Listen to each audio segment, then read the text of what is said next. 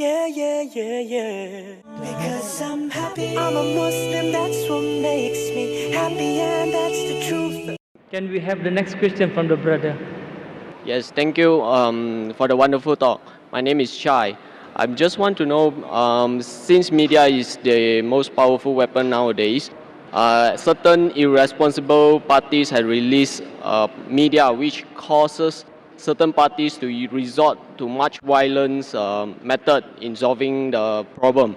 According to Al Quran, what is the best approach for this kind of scenarios? The brother asked the question, I think is referring to the innocence of Muslims, correct? Yes, correct. The brother is saying that sometimes certain things, as media is the most powerful weapon, certain things come into the media which hurt the feelings of other people. So what is the best strategy that should be done? Brother is talking about a movie that was released a few weeks before, Innocence of Muslim, which has caused turmoil in the Muslim Ummah, a hue and cry. And I have given a reply that how Muslims should behave. Normally what happens that whenever such issues come, it's common for the Western world to bring out things which are against Islam. We had the case of Salman Rushdie wrote satanic verses, Taslima Nasreen wrote Lajja, then we had the Danish cartoons, now we have Innocence of Muslims.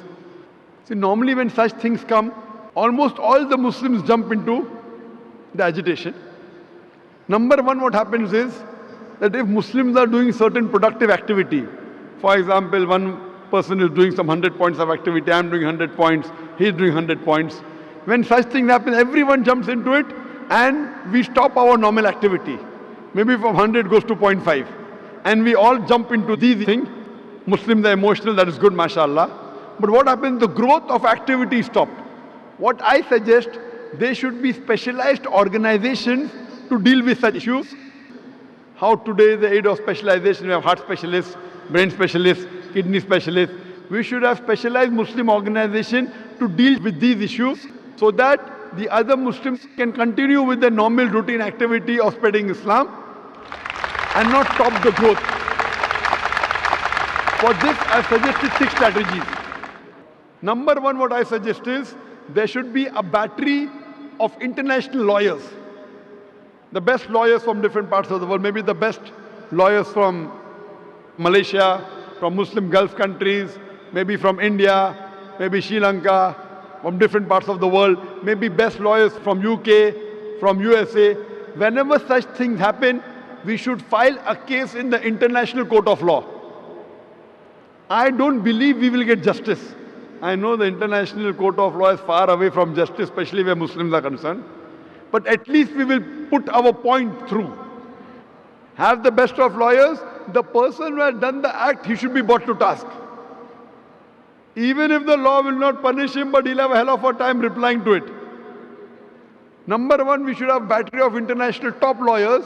If required, we should hire even non-Muslim lawyers. Put a case in the International Court of Law, point number one. Point number two, the Muslim countries should protest officially. Through the foreign ministers of the country, they should protest through the ambassadors in that country that what has happened is wrong. Whichever country is involved in doing this act, all the Muslim countries through the foreign ministry, through the ambassador should protest, number two. Number three, we should give an intellectual reply to that act. Intellectual reply to satanic verses, intellectual reply to Danish cartoons, intellectual reply to Lajja or to Innocence of Muslim. Strategy number 4, if we know the country involved in the act, if we know there is a dealing with the Muslim countries, there should be a ban in importing their products. The best example is during Danish cartoons, Denmark wasn't interested in listening to Muslims. So all the Gulf countries got together and they said, we banned the products of Denmark. They went in a loss of more than $1 billion. Then they wanted to sit across the table. Put a sanction against that country. If you believe in freedom of speech, we believe in freedom of using what we want. It's our wish whether we want to use Danish products or not. The moment there was a sanction against the Danish products, Denmark wanted to talk to the Muslims. This is strategy number 4. Strategy number 5, all the Muslims throughout the world should protest via email, via letters, via fax. Protest to the person who's involved, the organization involved, or the country involved. At last, there should be a mass peaceful protest. There should be a show of strength, a peaceful protest, but it should be peaceful. We should not damage the property of another country, should not hurt innocent people, should not indulge in violence. It is prohibited. We should not kill anyone of the same community. As I said earlier, it is haram in Islam. There should be a mass peaceful protest. A show of strength should be there. Millions of people should gather together, but it should be a peaceful march. We should not indulge in violence. If Muslims get together and do it intellectually, inshallah, we can give a fitting reply to such things. Hope that answers the question. Thank you. Let me tell you about my happiness. I get my happiness from Islam. It makes me kind and a better human.